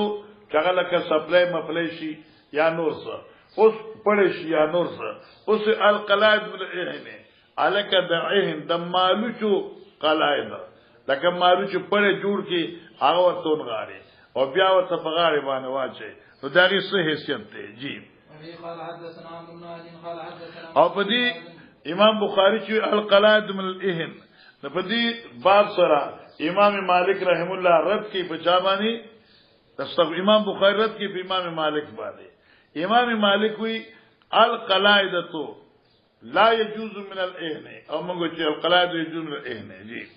قال حدثنا عن مالك قال حدثنا معاذ بن مالك قال حدثنا ابن عمر القاسم عن ام المؤمنين قالت فدمت قلائدها من عهن كان عندي ما کرا وړای او ما دغینه قلایدی جوړ کړی او د حضرت خوانو ته مزرن دکړي چلو باب تقلید النعل باب د بیان د تقلید النعل مانسو دا باب د بیان د قلادی ګرځولو د نعل نه مته ته چې پانی ته قلادان چولا تقلید النعل سماره شو د نعل نه قلاده جوړول دښوا لکه پانا غاړه تا چول چې دا یو نه خي نو بس ټیک ده وفي قال حدثنا محمد قال أخبرنا عبد الأعلى بن عبد الأعلى عن معمر عن يحيى بن أبي كثير عن إكرمة عن أبي هريرة رضي الله تعالى عنه أن النبي صلى الله عليه وسلم رأى رجل يسوق بدنة فقال اركبها قال إنها بدنة قال اركبها قال فلقد رأيت راكبها يساير النبي صلى الله عليه وسلم والنار في عنقها تابع محمد بن بشار أخبرنا عثمان بن عمر وذكر قال فلقد رأيت راكبها مالی دلو حضرت په دې باندې سورو او په غاړه دغه سو انال فی عنقها پانا واجی تابع محمد بن بشار أخبرنا عثمان بن عمر قال حدثنا علي بن المبارك عن يحيى عن إكرمة عن أبي هريرة عن النبي صلى الله عليه وسلم باب الجلال للبدن باب دې په بیان د الجلال للبدن ګوره جلال پیجنې زین ته وي کته ته وي جول ته وي جول پیجنې جول وي او زین یا جول یا کتا او په بنیر کې ورته بس وي پوجو کنه چې اوخ باندې واچي او بیا پغې باندې کینی د دې وینه چې د اوخ اډو کې تعالی تکلیف نه رسي او ته په آرام سره په سفر کې. وکان ابن عمر لا يشق من الجلال الا موضع الصنام. ګوره دا جلال چې به جوړ کنه لکه دا به زین جوړ کا د اوخ په کوهان نور به نه غوسه خو دې چې بلغ و چې کوهان باندې راځي هغه به دا زبې په واچو نو کوهان به تراوته او نور مخ کې رسو به دا زین وو یا څه زین ته خبره ورسره ان شاء الله مسله حل شوی ده خیر ده. وإذا نهرها او چې کله به قرباني کولا انو سبه کول نزع جلالها نو دا زین به د اوخنه لریک مخافتا یفسدها الدم چې د دې وجنه چې وینه خراب نه کی ثم يتصدق بها بیا به خیرات کو کله کله دلته قربانو میخي خلق علی سوري قیمتي پوری وتا چولی دا خلک کله پرانه دا بچاله پرانه دا وینه کې بغیر بیا سمه خیراتی بور کو بیا ځان لويږي نو الکه چې خیراتی ورکه خو خې صفا کنه وشو کنه نو دې بزان باندې پویږي نه تعالی له خوب راځي ها طبيعت خراب دي سوچ کې مو سوچ مې کزه خفه کېم بیا ما کې دا شابه قال حدثنا قبيصة قال حدثنا سفيان عن ابن ابي نجيح عن مجاهد عن عبد الرحمن بن ابي ليلى عن علي رضي الله عنه قال امرني رسول الله صلى الله عليه وسلم ان اتصدق بجلال البدن التي نحرت وبجلودها کم قربانه چالالیږي نو داغي اغزین به خیراتی ورکه او داغي غپړې به خیراتی ورکه. چلو ګور اق روایت ته خصوص دو ټکی پکې سوا دي الکه چې قربانی د لار نه واخل نسري جائز دی. جی ابي قال حدثنا ابراهيم بن منذر قال حدثنا ابو زمرة قال حدثنا موسى بن عقبة عن نافع قال اراد ابن عمر الحج عام حج الحرورية في هذه ابن زبير بس دیوان استاسو محشی کلام کړی دی او دا دې مشکل ګرځولې دی. ابن عمر رضی الله تعالی عنہ اراد الحج دا حج اراده کړی و کلا عام حجۃ الحروریه معنی بکې هغه کال چې اراده کړی و خوارج د حج عام حجۃ الحروریه هغه کال چې اراده کړو چا خوارج د حج او دا حروریه دا دغه یو ځای حرورات دغه ځای نوم دی چې کوم ځای باندې خلق د حضرت علی په مقابله کې رضی الله عنه راوتیو. اوس دې کې باس ته چالکا په کوم کال چې خوارجو خروج کړو په علي سے باندې نو هغه کال 64 هجری وو. کوم کالو 64 هجری او حجاج چې کله حضرت عبد الله ابن زبیر باندې حمله کړې و هغه 70 هجری و. هغه مخ کې ویلې هغه سو 73 70 73 و نو 64 او 73 کې خو تقریبا 9 کالو فرق دی. نو دې څنګه دا 9 کاله اور مخ کې کړه برابر کړه. اول وی حين اراد ابن عمر الحج عام حجۃ الحروریه هغه کال د خروج د حروریو په مقابله د حضرت علی صاحب او دا سو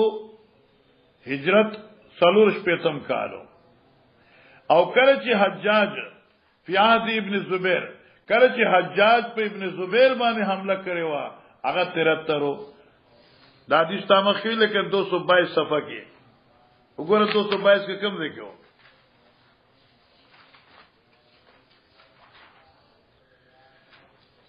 222 کی حدثنا قتيبة بن سعيد شته بر سر کی بر سلورم کرخا حدثنا قتيبة بن سعيد قال حدثنا ليس النافع ان ابن عمر اراد الحج عام نزل الحج بابن الزبير عام نزل الحجاج بابن الزبير اهو 73 سالو هجری 73 او دا 64 دی دا څنګه واقع یو ځای. بعض علماء کرام فرمای توجه کوا د حروریه دی کالتم د حجاج ته منسوب ک د دې وجنه چې اتحاد د عمل حجاج کارسو خروج علی اهل الحق او د حروریو کال سو عمل خروج علی اهل الحق روایت اتحاد د عمل نه نسبت کړل او دیم قول معاشی ذکر کړ دے چلکا ابن عمر سے خدا ته پته دا هر کال به حج لته نو دا تعدد دا واقعات ته اشاره ده پتریش په تبانه حين خرج الحروریه هم عمر تلو او کله چې حجاج په ابن زبیر حمله کول نو حضرت عمر ابن عمر تلو جی بیشک غلط دي کې دن کې په مندوی کې قتال ونخاف ان يصدوك او من یریګو چې تاب بند کی ایثار بد کی فقالوا لقد كان لكم في رسول الله اسوه حسنه اذن اسنو چې بند کړی شوم نزبکم کما سنا رسول الله صلی الله علیه وسلم لکه چې څنګه حضرت کړو او شهدکم زتا سکوا کوم انی قد او جب تمرا ما پزان عمر واجب کړی دا حتا کان بزال بیداء چې دې بیدا تر ظالم ده د بیدا بر میدانی علاقه تا قال ما شان الحج والعمره الا وان یره ما خود عمرې نه تړلو سکم من عمره او حج خو یو دی بس ارشدکم انی قد جمعت حجۃ ما عمرتين امانت قران شو وعداد مقلدا اشتراو حين قدما چې دی هغه صفتا بالبيت وبالصفا والمروه ولم يزد على ذلك ولم يحلل من شيء حرم منه راغه طواف عمره وکنا او بیا ځان د عمرې نه فارغ نه کاو حتا یوم النهر بیا الله په یوم الترویه حج ته منا مزدلفه راوګرځ حتا یوم النهر فحلق ونهر وراد داخل کچھ ان قد قضا طواف للحج والعمره بطواف الاول فطواف اول سرا معنی دا شوا چې یو طواف خود عمرې کړو او یو طواف د حج نو آخر کی احلال دے پارا یو طواف کافی ہو چې طواف د حج دے ثم قال كذلك سنن النبي صلى الله عليه وسلم قربان باب ذبح الرجل البقره عن النساء من غير امرهن ګور مولانا صاحبہ زمن د احناف مسلک دادې چې یو سره د غیر قربانی کوي نو دې بدغین اجازه غواړي امام بخاری علیہ رحمت جواب حدیث راوړ چې معلومه کې شوا کہ یو سره د چاپزه حج کې دغه چاپزه قربانی کوي اور اغینه اذن نی وخت نو خیر دی لیکن موږ نه اذن اولاد او پیغمبر علی السلام د خپل بیبیانو نه قربانی کړي وا نو کې ته وای چې اذن نو واغسته نو موږ دا قربانی د خپل طرف نه کړی دا دې کې څه ښکال دی لکه وسلام چې او د چاپزه ته د قربانی کې نه ضرورت دی او دیمه خبردار چې اذن به غستی او د اذن صراحت نشته جی ابي قال حدثنا عبد الله بن يوسف قال اخبرنا مالك عن يحيى بن سعيد عن امرة بنت عبد الرحمن قال سمعت عائشة رضي الله تعالى عنها تقول خرجنا مع رسول الله صلى الله عليه وسلم 50 بقينا من ذي القعدة لا نرى الا الحج فلما دنونا من مكة امر رسول الله صلى الله عليه وسلم ان يكون معه هدي اذا طاف وسعى بين الصفا والمروة ان يحل قالت فدخل علينا يوم النحر بلحم حضرت راغ پرز د اختر داخله کړ شوم باندې پرز د اختر غوخه بلحم بقر غوخه دوخه فقلت ما هذا داسدي اوس ګوره ما هذا سوال خو منګه کوو چې لکه قرباني بالاذن دا نو کې حضرت اذن اغسته وو بیا شاولي وای چې ما هذا نو موږ دغه جواب کوو چې بيد ما هذا نه مراد تعین د لحم دی چې آیا دا زمونږ دغه د کور د قرباني ده او که چا هدیه کړی ده د ما هاذا استفسار نه دا نه معلومیږي چې سره اذن نو اغسته اذن اغسته خو ما هاذا سره سوال د سنه ده وخنه نه تعین د وخنه چې دا زموږ وخه ده کې د بل چا بل زموږ قرباني وخه ده کې د بل وخه چلو قال نحر رسول الله صلى الله عليه وسلم قال يحيى بذكرت للقاسم فقال اتتك بالحديث على وجهي باب النحر في یعنی ما ونه تاسو کن حد مبارک کی کنا ما ذا قال نحر رسول الله صلی الله علیه وسلم او دې کې سوال دی چې ګوره دا بقره وا او حدیث کې نحر راغی امنګ ویلو چې نحر للابل وذبح للبقر نو داغي جواب داده مولانا صاحبہ چې دا نحر په معنی د قربانه دا راضی لکه 232 صفحه کې د بخاری شریف وګوره هغه 232 اوس براشي ان شاء الله دې ځکه ان شاء الله نهر په معنا د قرباني ان قریب را روان دي توجه کوا ان بیاوی یحیی فزکته للقاسم وی اتتک بالحدیث علی وجه تا ته دا حدیث راوړو په خپل طریقې باندې. جی باب النهر بنهر النبي صلى الله عليه وسلم بمنى. باب النهر فی منهر النبي صلی الله علیه وسلم بمنى. ګوره مولانا صاحبہ باب د په بیان د قربانۍ پاغزه د قربانګاه د پیغمبر علی السلام په بنا کې دا کمزیو الله دې تاسو ما سره بوزي کمزیو د مسجد خیف نواخلی تر جمرۃ الاولی د مز کې میدانو دا میدان د حضرت منهارو دغه ځکه کلاو زیو کنه قربانی به وکړه چې الکه جان د غوخه ملاو شي. جی وبه قال حدثنا اسحاق بن ابراهيم سمع خالد بن حارث حدثنا عبد الله بن عمر عن نافع ان عبد الله كان ينحر في المنحر قال عبد الله منحر رسول الله صلى الله عليه وسلم. وبه قال حدثنا ابراهيم بن منذر قال حدثنا انس بن عياض قال حدثنا موسى بن عقبة عن نافع ان ابن عمر كان يغص بهديه من جمع من اخر الليل حتى يدخل لګلا به خپل قربانی من جمع عند مزدلفینا من اخر الليل چې شپه په خلاصي شو حتا يدخل به تر دې چې دا قربانی به داخله کړي شو منحر رسول الله صلی الله علیه وسلم پازیدا قربانګاه چې مسجد خیف او دا جمرۃ الاولی په دې منځ کې وو مال حجاج فيهم الحر والمملوك الکه په دې حاجانو کې آزاد غلامان ټول براغلو حج تمام خلاص باب من نحر بيده بس په خپل لاس قربانی کول مخکې قال حدثنا سهل بن بكار قال حدثنا وهب عن ايوب شاب درې پانی پاتې شابه حديث قال نحر النبي صلى الله عليه وسلم بيده سبعة بدن قياما وضحى بالمدينة كبشين املحين اقرنين مختصرا باب نحر بس املحين اقرنين بس مختصرا یعنی ذکر هذا الحديث بالاختصار مختصر چې کوم دی دا آغا ذکر سره دی و ذکر الحديث مختصرا اما کوم ویلو کنه ان انس و ذکر الحديث مختصرا قال تفصیل شروع شو. چلو باب نحر الابل المقيده باب نحر الابل المقيده ګوره طریقه صدا قربانی چې کای نو اوخبا اوتړي خپونه با اوتړي پړې او بیا په ولاره باندې نهر وکي او عند شوافی قیامن دے وعندنا بروکن دے یعنی اولا خبر جواز هر څنګه دے. چلو وفي قال حدثنا عبد الله بن مسلمة قال حدثنا يزيد بن زرين عن يونس عن زياد بن جبير قال رأيت ابن عمر أتى على رجل قد ناقة بدنته ينحرها قال يركنوا لي وقبلوا نهرك وقال اباسا قياما مقيدا اباسا پایسوا قیامن په دې حال کې چودرول شي وي مقیدتن دخپونا تړل شي وي سنت محمد صلی الله علیه وسلم. وقال شوبان یونس قال بن زیاد چلو باب نحر البدن قائما قائمة وقال ابن عمر سنة محمد صلى الله عليه وسلم وقال ابن عباس صواف قیاما امام بخاری زور لگاو چې نهر قیامن دی. جی وفي قال حدثنا سهل بن بكار قال حدثنا وهب عن ايوب عن ابي قلابة عن انس قال صلى النبي صلى الله عليه وسلم ازور بالمدينة اربعا والعصر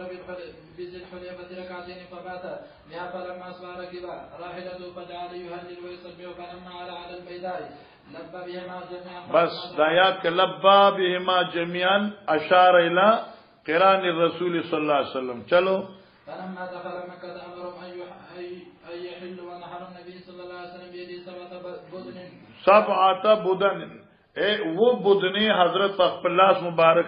حلال کړی او په روایت کړه چړکه غسوا ادا او خپل رااله ماشاءالله حضرت خپل رااله الله اکبر دا د پیغمبر د نبوت لوی دلیل. جی كبشين املحين اقرنين قد مر. قال حدثنا مسدد قال حدثنا اسماعيل عن ايوب عن ابي قلابة عن انس بن مالك قال صلى النبي صلى الله عليه وسلم ادور بالمدينة اربعا والعصر بذي الحليفة ركعتين وعن ايوب عن رجل عن انس بن مالك ثم بات حتى اصبح فصلى الصبح ثم ركب راحلته حتى اذا استوت به البيداء اهل بعمرة وحجة نیت تر د عمره او د حج. باب لا يؤتي الجزار من الهدي شيئا. گورا مولانا صاحبہ لا یعطی شنمان لا یعطی الجزار من الهدی شیئا. باب لا یعطی الجزار من الهدی شیئا. قیدہ دادا قربانی دلته وی پاکستان کې وی او کې د حج قربانی وی په د قربانی اجرت با قربانی کول کې د خپل د جیب ور کوي دانه لکه بعض علاقو کې وی تمہارا قربانیو کا سرمن استاشو یا ته قربانیو کا تعالی زلس کلو غوخه درکوا د قربانینا برخه په اجرت کې ورکول دا جایز دي لا یوتل جزار من الهدی شیا نشی باور کې دې قصابی ته د قربانی نه شي لا یوتل جزارا مور کوا قربان دې قصابی ته د قربانی نه څه شي په اجرت کې آگے غریبی اجرت ولور کے بیاو کے لوگوں کو ولور کا ذکر نہ مخدر ابي قال حدثنا محمد بن كثير عن عبد سفيان حدثنا ابن ابي نجيح عن مجاهد عن عبد الرحمن بن ابي ليلى عن علي قال بعثني النبي صلى الله عليه وسلم فقمت على البدن فامرني فقسمت لحومها ثم امرني فقسمت فوشكنا امرني فقسمت لحومها فقمت على البدن اذا د اخذ پیغمبر په قربانو مقرر کړ شو ما اول د غوخه تقسیم کړي دا ما ته حکم وکړ ما دغی جلالها څه زینونا کپڑے چې له پاسوي وجلود سرمنه سفیان حدثنا عبد الکریم بن مجاهد عبد الرحمن بن لیلا عن قال من النبي صلى الله عليه وسلم انا قم البدن ولا اوتي عليها شيئا في جزارتها ولا اوتي عليها شيئا في جزار اور نکمز پدی اوخانونا او د دې د اوخانو د دې غوخونه په قصاب خانه دیږي کی یعنی پجرت تا قصابانو کې نه اینا نه سرمن نه خپي نه جبا نه بلشي جی باب يتصدق بجلود الهدي خیرات بکی یتصدقو خیرات کی با بجلود الهدی یا یتصدقو قانون شو الکا جلود الهدی چی دی دا په خیرات ورکه او مسله دا دا چې اصل شیخ خدا دې چې ته کې دا سرمن په خپل پکور کې استعماله نو استعمالول شي او که ته په خپل کور کې نه استعماله نو یو صدقو بیا به خیراتی ورکه ایو وخته یو دمړک ابزان څخه نه ساتي کله چې د خرڅ کړه جناب قال حدثنا مسدد وحدثنا يحيى بن جريج اخبرنا الحسن بن مسلم عبد الكريم الجزري ان مجاهدا اخبره ان عبد الرحمن بن ابي ليلى اخبره ان علي اخبره ان النبي صلى الله عليه وسلم امره ان يقوم على بدنه وان يقسم بدنه كل لحوم وجلود وجلالها ولا يعطي في جزارتها شيئا باب يتصدق بجلال البدن بس د اوخانو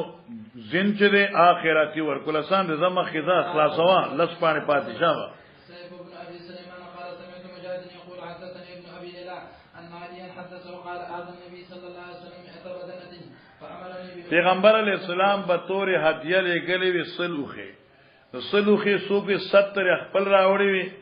او باقی چې کم دین دیرش علی سیو راوستي وی سو کوئی چنا دریش پیتا حضرت علی سیو راوستي او باقی نبی علیہ الصلوۃ والسلام ځان سره راوستي وی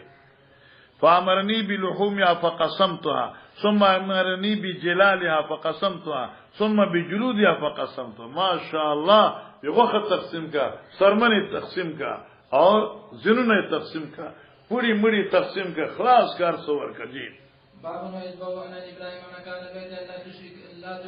باب دې په بیان د مصداق او د تفسیر او مصداق د دې قول د باری تعالی کله چې موږ خود زې ابراهيم سیرتا زید بیت الله چې جوړ ک په دې کې کور د الله تشربی شیا وطهر بیت للطائفین پاک زما کور د بوتانو بت پرستینا دفاع طواف کوونکو د بانراتن کو والقائمین دل توحیدن کو ورکع سجود واذن فی الناس لانک فخلقک بالحج یاتوک رجالا شراجتا پیادل والا کل زامر پر اغ استازی الى قول تعالی فهو خیر عند ربی وما یاکل بس دایو ترجمه شو دیمه ترجمه وما یاکل من البدن او بیان دا غسی چې خوړې کی د اوخونه وما يتصدق هغه چې خیراتی ورکول کیږي ازدکا بزرگانو علماء صلحاء او لوی فقیانو اسیاسی د فقاهت بورو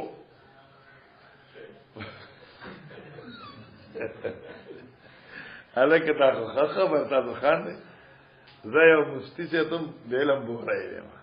اسیاسی چې څنګه مندرې دي ګډک دوت داس پټه کوله نو خیر به هر حال علماء کرام صلحای امت تاسو نه دي خوشاله وي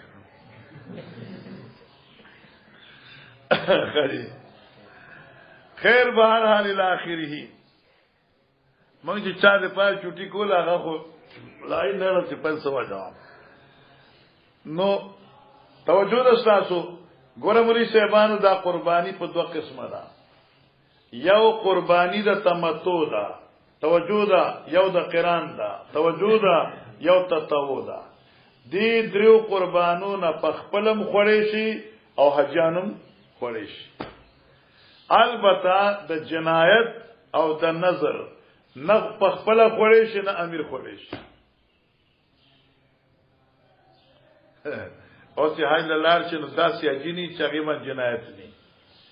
از جنایت نو دوی اجان مې لکه خپل دغه ګډ بلاله نه چې ګډ حلال کې نه ځان له پوښ کې ورته اجان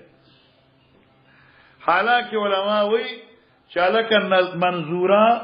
احمد منظوره اور جنایتی دانش خوره دم تمتع دم قران دم تطوع خوره شي جی وقال عبد الله بن نافع عن ابن عمر لا يكل من جزاء الصيد والنذر نشي خوره ا قربانی چې جزاء د اخکاری لکه جنایت او نظر ويكل مما سوا ذلك قال تا ياكل ويطعم من المتع اتا سي ياكل خريبا خورشي ويطعم بلبان خرولشي من المتع د متع حج یعنی تمتع د حج قال حدثنا مسدد حدثنا يحيى بن جريج حدثنا عطاء سمع جابر بن عبد الله يقول كنا لا ناكل من لحوم بدننا من بد خپل د قرباني ساورینا نه خورل هغه مخکې حدیث تیر شوی دی فوق ثلاثه درې نه زیات فوق ثلاث زیات دریونه یعنی مینا په مینا کې درې ورځې به وکړه فرخص لنا النبي صلى الله عليه وسلم فقال كلوا وتزودوا فاكلنا وتزودنا قال قلت لعطاء اقال حتى جئنا المدينه آیات دایو چې جئنا المدینه قال الله دا ټکه یاد نه ده حالانکه مخکې تاسو روایت ویل د اشابه مدینه ته بمراله نو سمره خو نو وکړه جی ابي قال حدثنا خالد بن مخلد حدثنا سليمان بن بلال حدثني يحيى قال حدثني عمرو قال سمعت عائشه تقول هلكنا مع النبي صلى الله عليه وسلم لخمس بقينا من ذي القعده ولا نرى الا الحج حتى اذا دنونا من مكه امر رسول الله صلى الله عليه وسلم شاب درې پاڼور باندې قالت عائشة فدخل علينا يوم التهريم بلحم بقر فقلت ماذا بقي ذبحا فدخل علينا يوم النهر بلحم بقر اختر پر زمغله د بقري غوخراله فقلت ما هذا فقيل ذبح النبي صلى الله عليه وسلم ازواجه لكم روایت قال يحيى فذكرت هذا الذي القاسم وقال اتتك بالحديث على وجه حدیث مبارک در تخپل اصل حقیقت بیان کړه مخکې دا اواز کې دا شابه محمد بن عبد الله بن حوشب حدثنا حدثنا منصور بن زادان عن عطاء عن ابن عباس قال سئل النبي صلى الله عليه وسلم عمن حلق قبله ان يذبح ونحوي قال لا حرج ګوره وکیل باب الذبح قبل الحلق چا څخه چې د مولانا زکریا رحم الله تقریر وی دی دکی نو لغونه کاتب غلطی ده تکیا ځان اصلاح وکړي مسئله مچواری سرکار مسله دادا چې درې اعمال دي چې پاری کې ترتیب امام ابو حنیفه سے پنځ واجب دي کم جمرۃ العقبہ رمی ذبح حلق دیکھیں ترتیب واجب عند ابی حنیفہ ائمہ ثلاثہ بشمول صاحبین عقیدہ ترتیب د وجوب قائل ندی افسوس ته په بعضی خلکو باندې دا مولیان حضرات چې لار چې لکه مفتابی قول خود امام ابو حنیفه سیف دی مګر دلته ستړي شو په دې تعویلاتو باندې او چې الته خلار شي دا مولیان وي صاحبین په مذهب عمل پکاره ونه شي صار ګل راوي او صاحب الحق توی چې سړیا ما خو جمری نه پسته چې سر کلا قربان نه وشوي صاحب الحق وی د صاحبینو مذهب دې چې بس ټیک دی استش درمان حالانکه موږ چې ما ابو حنیفه مسلک د قول چې کوم دی راجح دی نو طواف زیارت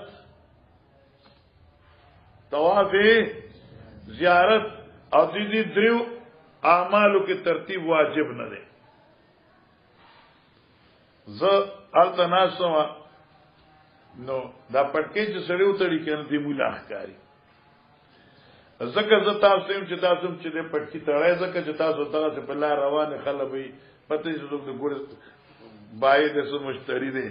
اته ته په پټکی په سری نه بمري شه دا یو مسلې ضرورت دی څنګه دا مسله وکړه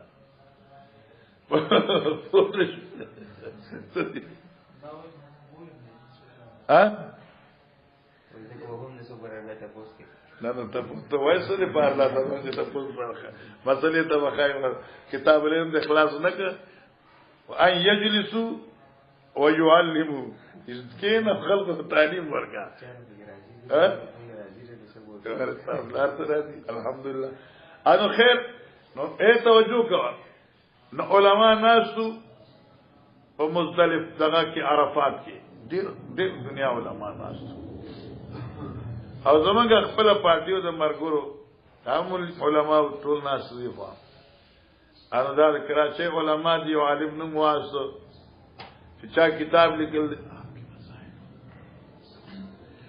انو وی هغه سره مونږه حج لراغلو چې مزدلفه تر اورسیدو ناغي دغه ځنه گاډي وکړه مونږه لاړ طواف زیارت وکړه او بیا مونږ رالو او جمره وشته او بس قرباني و بس بغام مصیبت نخلاص شو نو ما یو خطا سو عبادت ته مصیبت وي ما یو خطا سو عبادت ته مصیبت وي چې دا مصیبت ته نو خلق د مصیبت نه ځان بچ کی نو تاسو دلته مصیبت له خپل راغلی دیمه خبره ما زه په چا تنقید نه کوم جرح نه کوم لیکن قران تاسو علماء د قران سورته حج آیت وګورئ قرآن ثم ليقضوا تفثهم وليوفوا نذورهم وليطوفوا بالبيت العتيق بیت الله نه ته صفا ستر راغلی وي او طواف زیارت بالا کې چې داخلي میری د ځان نه لري کنه بیا التوای نو اوس ګورم مولانا سیوا دا طواف د احرام د حج نه دی دا دوتری راځي او سړی باندې خولي راځي سب وی راځي چې راځي کنه وی راځي او هغه زه په دې سره ناس نو احرام خصوصي خراب شي دا مو پاکستانیان خو بیا ځان له احرامونه ویزو بیا راړو عرب خو چې احرام باندې په دې باندې دندره لګېدلی او وخت قیمتي احرامونه اخلي او تاسو لکه ټرکونه زه په دې پراتی دا پروا نه بیا څه زمانه تیر شي دی ورته اورول یوسو دی اما قران خو وليوفوا نذورا ثم ليقضوا تفثهم خیر لره کنو طواف زیارت لدا حتی عاشوی چې ما د پیغمبر اسلام طواف زیارت ته پر خوشبو لګولا د پیغمبر عمل خدا دی چې د طواف زیارت چې کم دی دا خلق نرستو کړل نو ما حالت کو جګړه کوي سنت طریقه ما دلته چې لوګر مشکل در باندې راشي بیا سنت پرېږي نه ټول علماء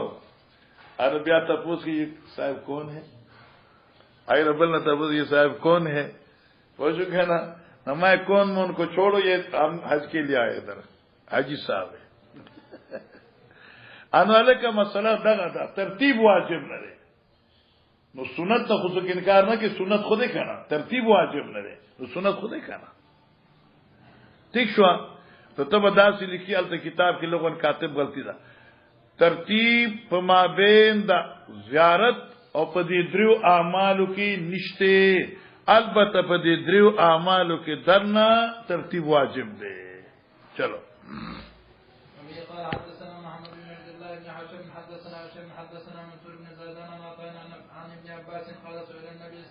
عمن حلق قبل ان يذبح ار هغه سړی چې سر وخري مخه د قربانینا ونو یامسوي لا حرج وقد قلنا قبل ذلك في كتاب العلم سنگا لا حرج سر نفدا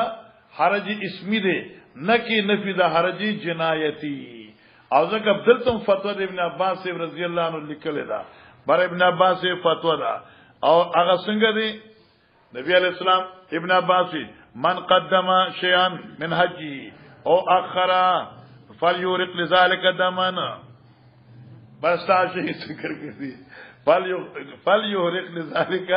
دما او مقصود د حدیثنا کم نفیدا اسم نک نفیدا جنایت قربان. قال حدثنا احمد بن يونس حدثنا ابو بكر بن عياش عن عبد العزيز بن رفيع عن عطاء عن ابن عباس قال رجل للنبي صلى الله عليه وسلم زرت قبل ان ارمي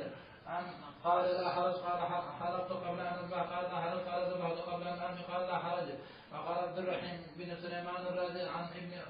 خثيم عبرني عطاء عن ابن عباس عن النبي صلى الله عليه وسلم. وقال القاسم بن يحيى حدثني ابن حسين عن عطاء عن ابن عباس عن النبي صلى الله عليه وسلم. وقال عفان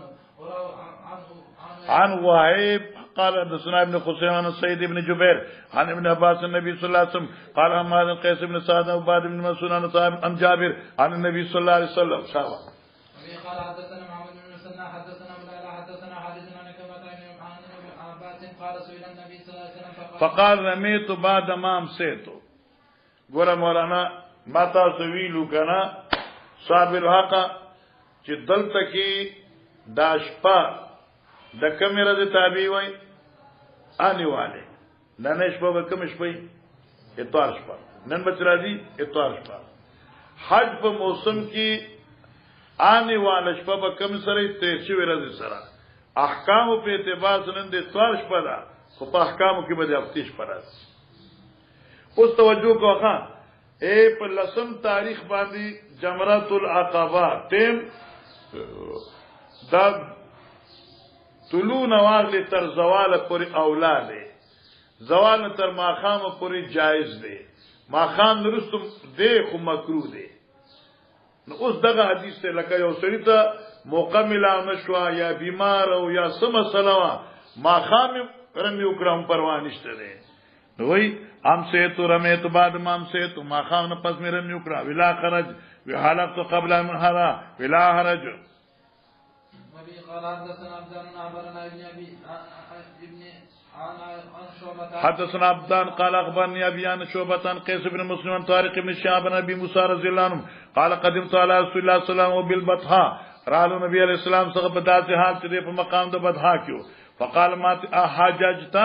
آیتانیت حج کړی قلت ما نام او بما اهللت قلت لبيك بهلال كهلال النبي صلى الله عليه وسلم. فقال احسنت انطلق فطوف البيت بالصفا والمروه ثم اتيت امراه من النساء بني قيس او دادي خپل خزو یان ګور مخه تیر شي دي ففعلت راسي ثم اهللت بالحج فكنت افتي به الناس ما پدې خلق لفتوی ورکولې حتى خلافت عمر تر خلافت عمر سے پورے فذكرته له ما عمر سے توي ځکه عمر سے تمتو قائل نو پاج کې.